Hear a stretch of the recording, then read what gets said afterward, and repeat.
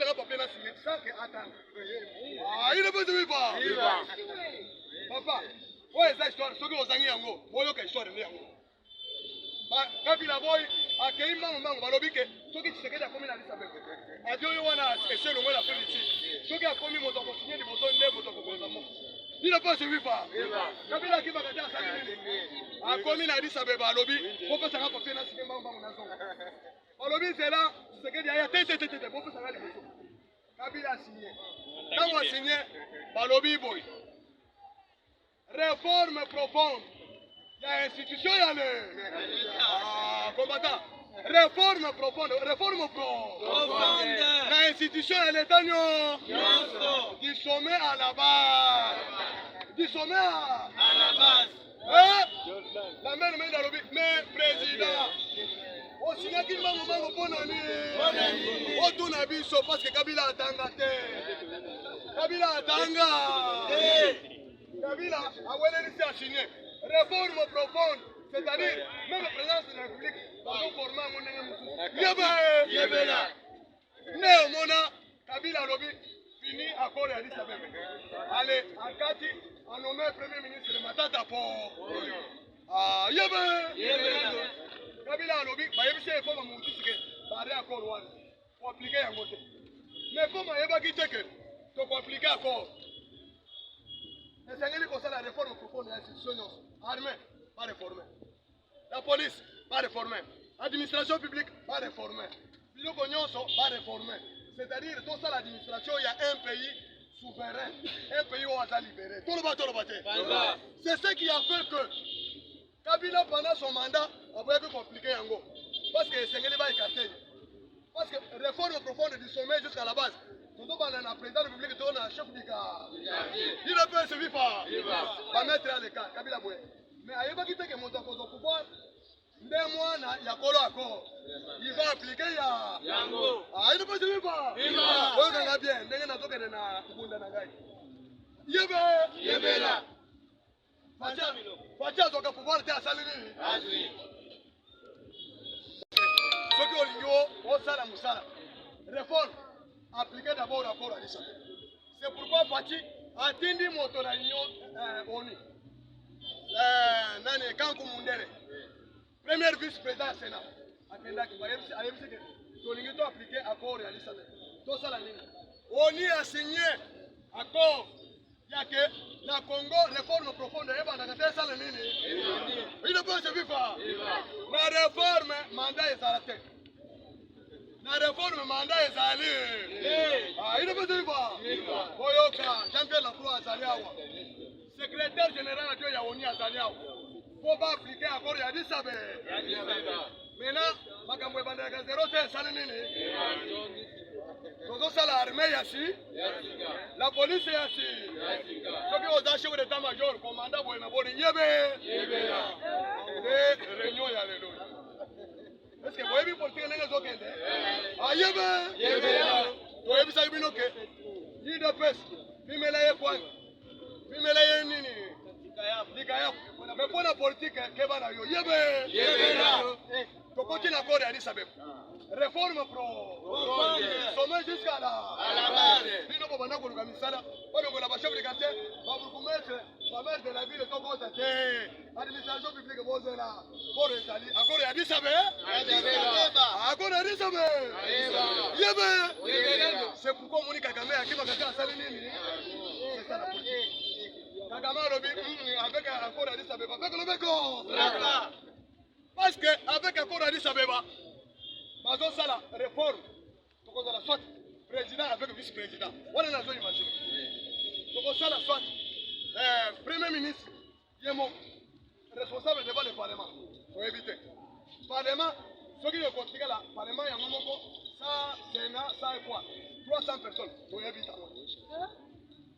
Par province, ceux qui ont consommé la 11, il a évité. Ceux qui ont consommé la Nini, il n'a pas suivi pas.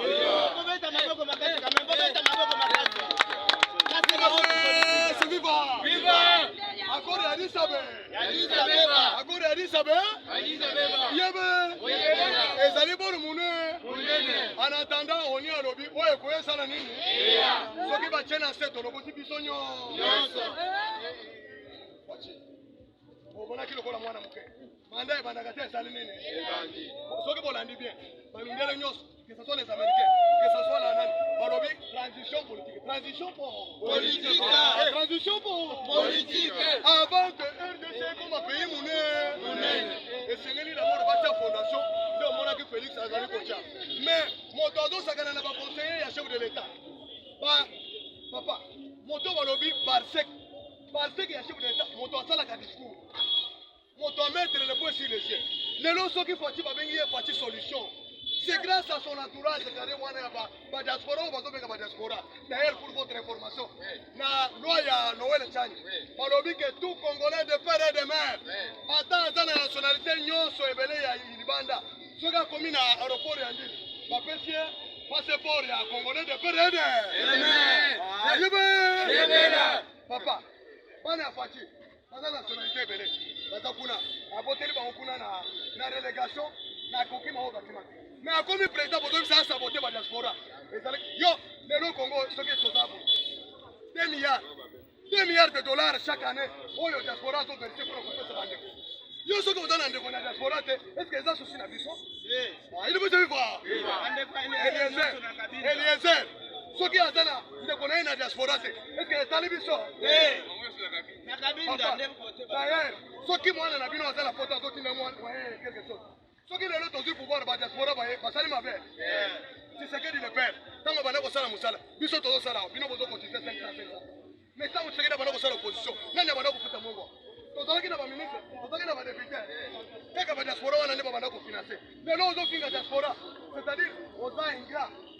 On a saboté même l'idée de peste. Ce qui est de peste, on résisté, c'est grâce à la diaspora, non?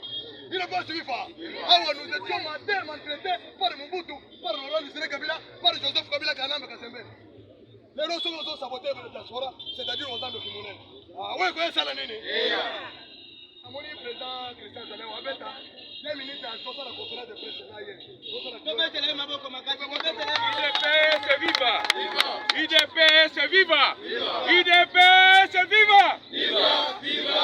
Viva!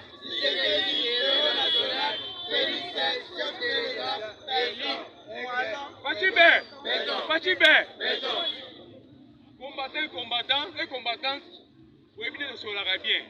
Mais, vous avez laissé moi tant m'inquiéter par rapport, il y a dire, il y a un dégo Eliezer Tango Eliezer, c'est un villageois tout fait. Nous avons dans la cabine, d'ailleurs pour votre formation. Sauf que ça n'a pas trop, Eliezer en fait partie. Azak parmi les hôtels, ailleurs exprimé sur la tête de l'IDPS. Pour Abiba député, félicitations, la CEP n'a vu sur l'IDPS à l'époque. Pour voir quoi aligner.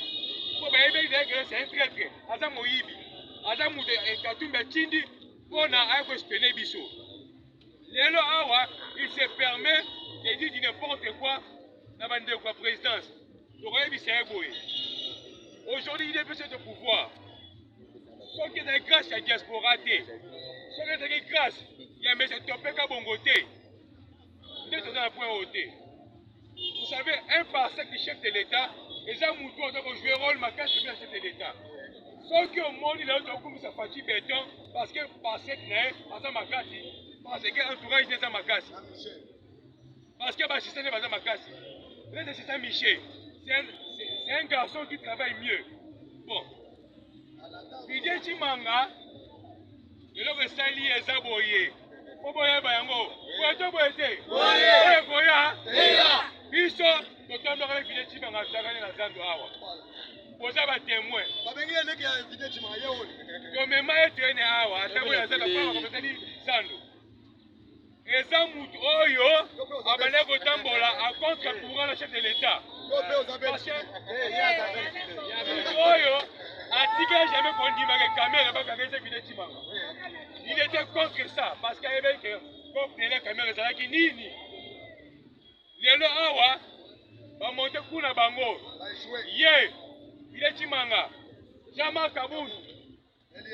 Eliezer. Na ba tu na mo iska tu bazanga raté. Na Kabila oyo. Ne bazanga kati. échoué, et tu vas vertige, allez, par contre, vous attaquez n'importe qui. Mouton le bobé comme habitué, c'est politique de la bitumba. Politique de la bitumba, au lobby, très la lobby. Otié, tu vas le vaquer dans la bétio, la débat. Il y a des gens comme présidence. Présidence de la République. Et c'est ici qu'il y a un boxeur. Et c'est ici qu'il y a un boxeur.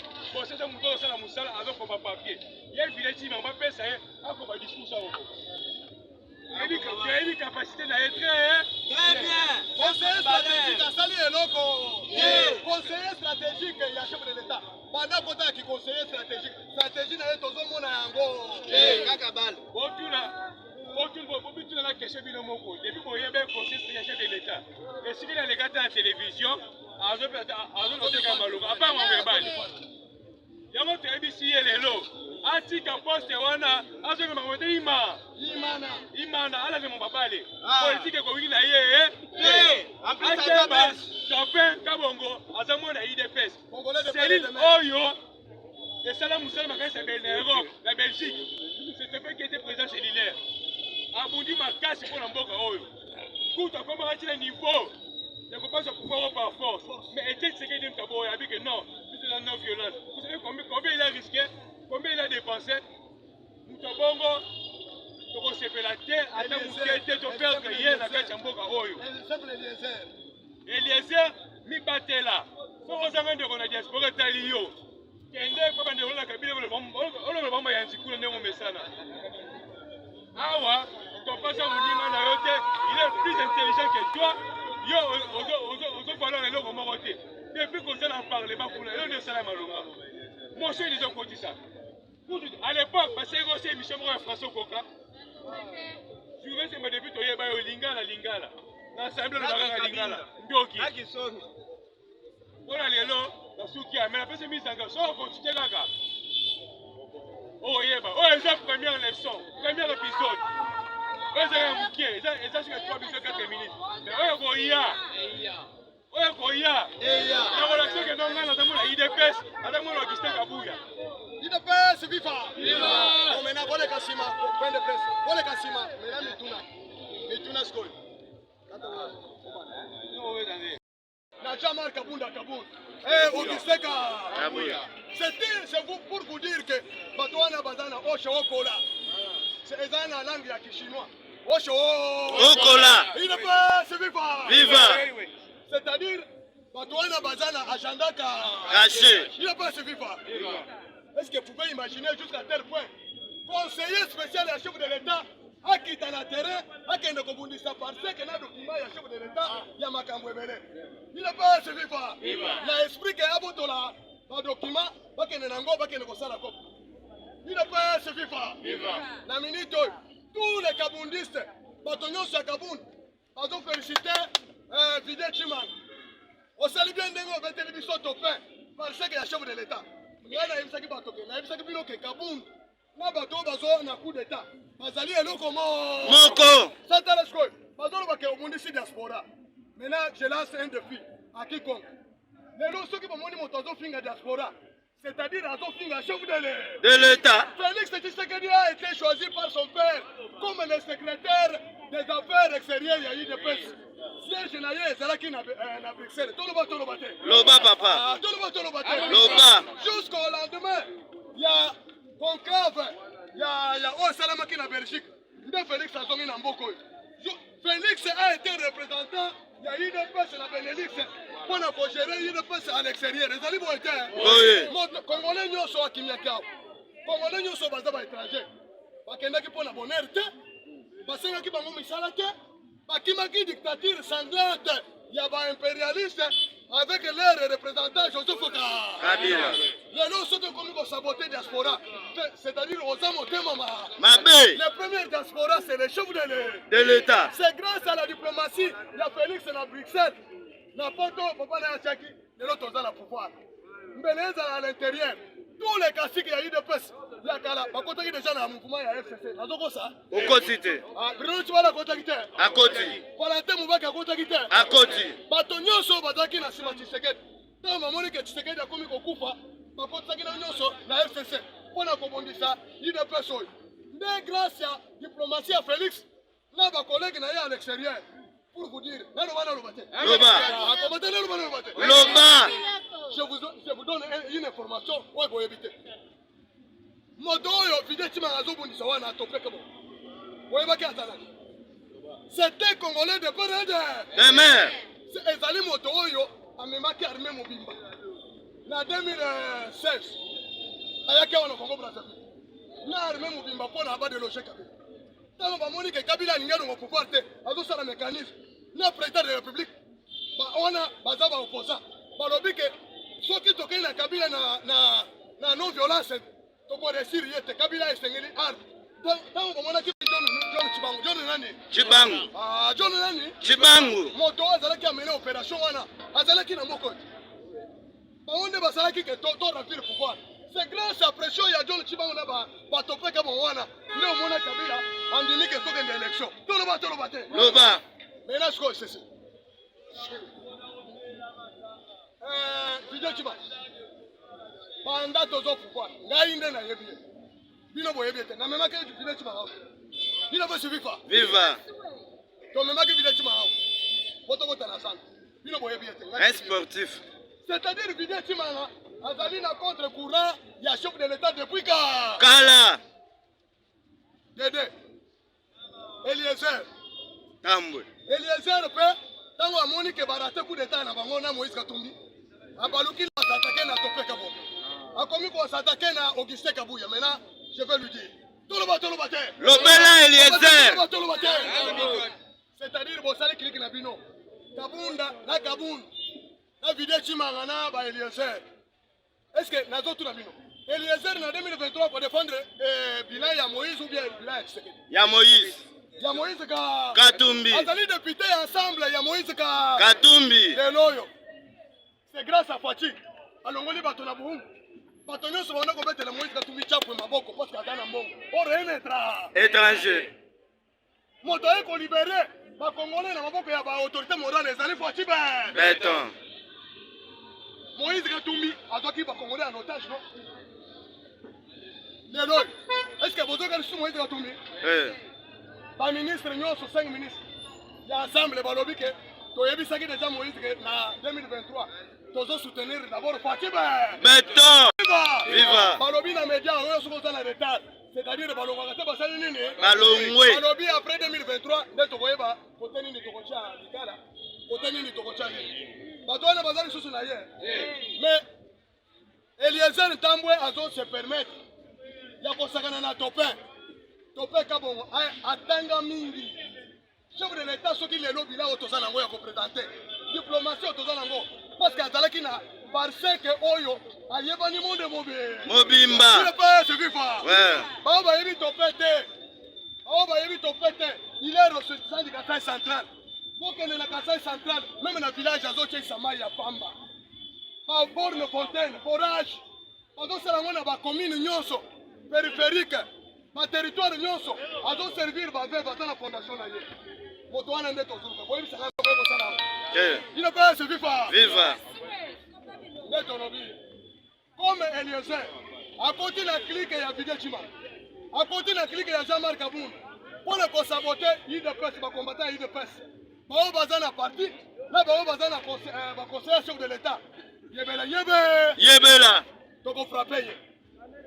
Yebi. Na kobeta ngona conférence de presse parce que ba journaliste ba tout le monde. Na koyebi sai. Ngai na kangaki. Azolela kabino ba combattre au parlement debout. Podo finga biso. Na zo ibisa Eliezer. Lelo ozolo ba ke IGF engagé ba combattant parce que bazo finga bato. Ezali insulte na litre na biso ya bakomata ide. Mbele ide pesa zo pouvoir te.